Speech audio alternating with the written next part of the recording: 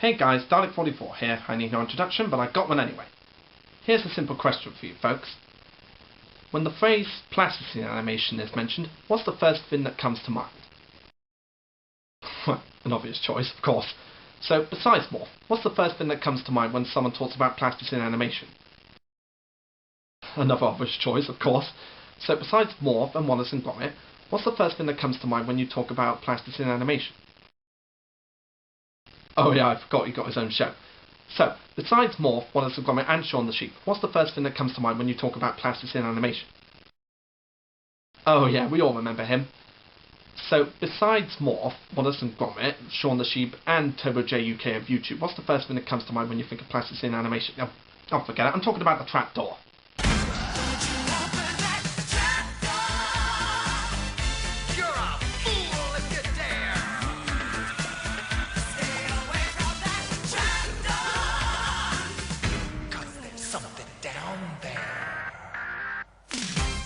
For those of you who have absolutely no idea what the hell I'm talking about, The Trapdoor was a plasticine animated TV series which was made in the UK during the 1980s. It was created by Terry Brain and Charlie Mills. It was a clever mix between horror and comedy, and the voices of the show were provided by British comedian Willie Rushton, who some of you may remember as narrating a few of the Railway series books. Seriously guys, I'm amazed that Willie Rushton was able to do every single voice for all the characters.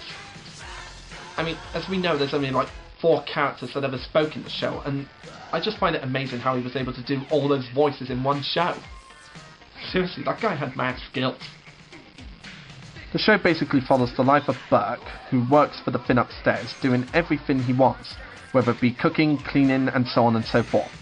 He was forbidden by the Finn upstairs to open the trapdoor because of all the monsters that live there, but Burke doesn't really pay much attention to it, so he opens the trapdoor sometimes and things come out of it. Monsters and whatnot. And of course it had one of the catchiest theme songs you'll ever hear in a kids show. Here's an interesting bit of trivia about the theme song. We hear a short version of it in the opening and the ending credits of the show, but there was one particular episode where you get to hear the full song as Burke and his friends listen to it on the radio. Now that was a clever idea.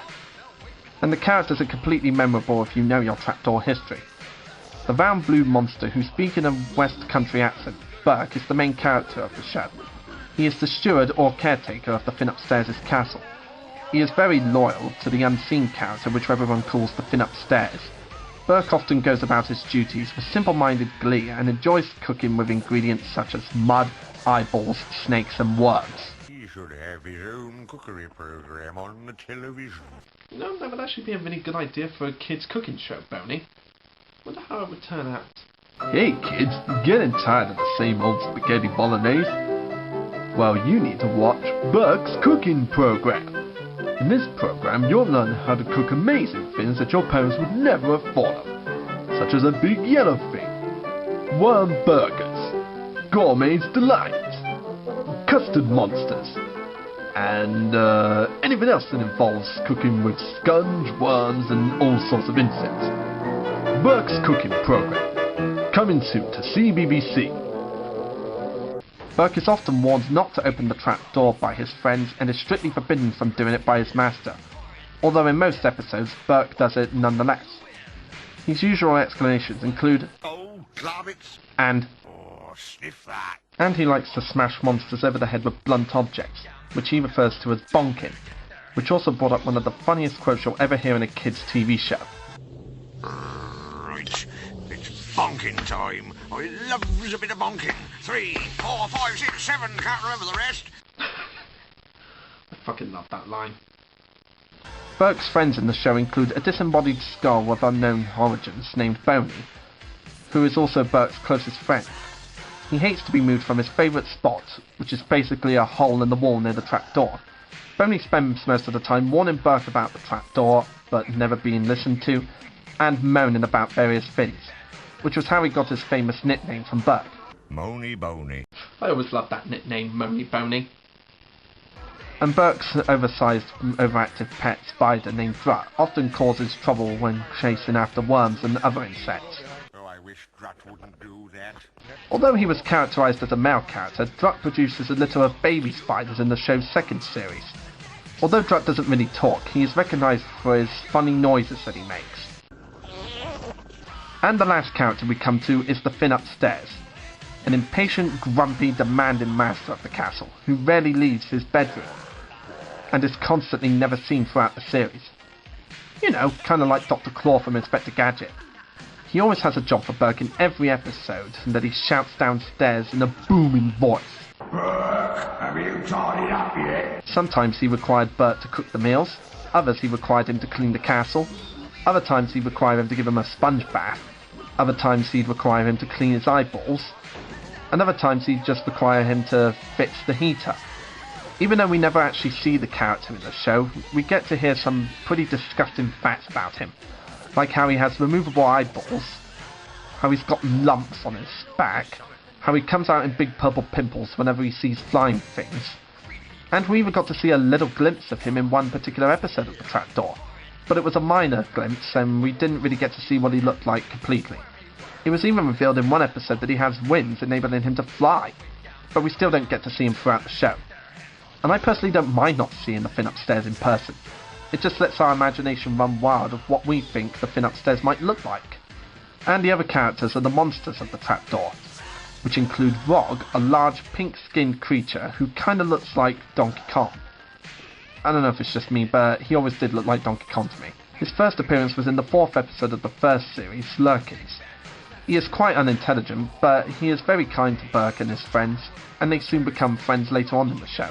I like Burke. He's my friend. Other monsters include Bubo, a mischievous small yellow creature who used to be invisible until he was covered by yellow scunch. He occasionally returns in further episodes after his first appearance, still covered in the yellow scunch and therefore visible. Every time he comes out of the trapdoor, he always causes Burke further annoyance. I hate that little yellow thing. And another monster I'd like to include is the big angry red Finn that appeared in the very first episode of the trapdoor. When he came out of the trapdoor in the first episode, he chases Burke throughout the castle, but then he was scared back into the trapdoor by looking at himself in a mirror. Funny, isn't it?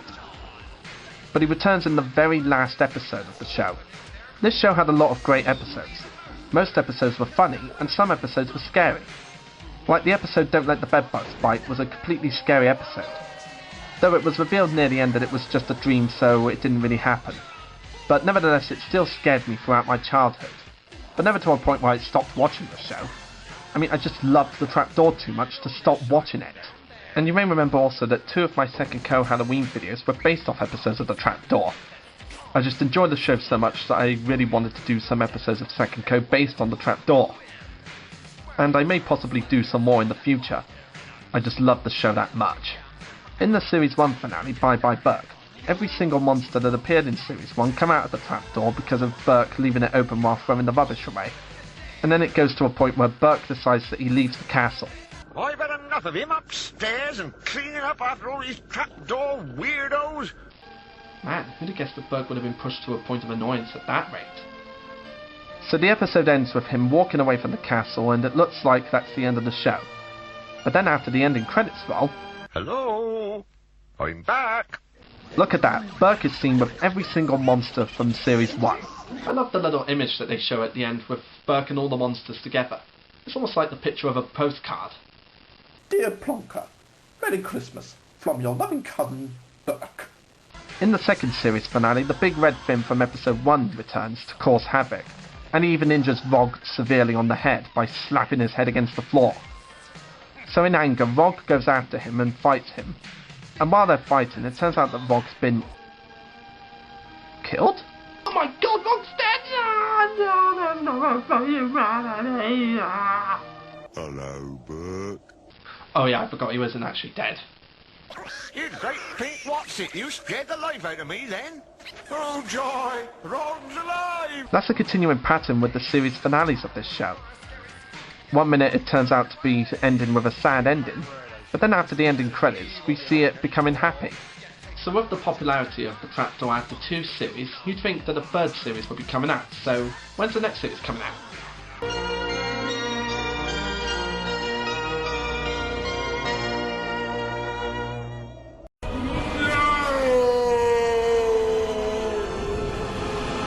Yes, I find it a crying shame that the show only lasted for 2 series. The first series being in 1984 and the second series airing in 1986.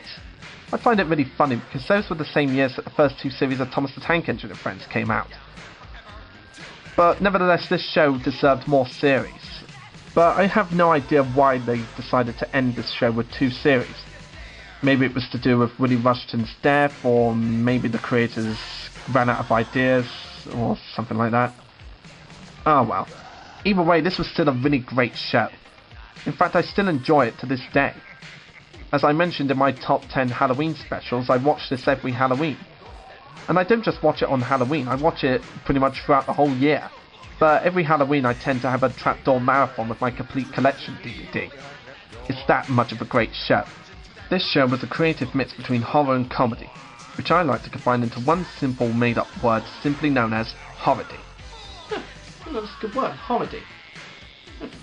Might have to use that more often. If those of you who are watching it haven't seen this show yet, I'd highly recommend it. It was a great part of my childhood, even though I was introduced to it by VHS releases and TV repeats. So this show was created before my time, but it's still one of the great series of my childhood. So if you haven't seen it, I'd highly recommend it. You'll get a lot of laughs out of it. I'm Dalek44. Now if you'll excuse me. There's a certain someone I have to give a bonking to. So as Burke would say, it's bonking time.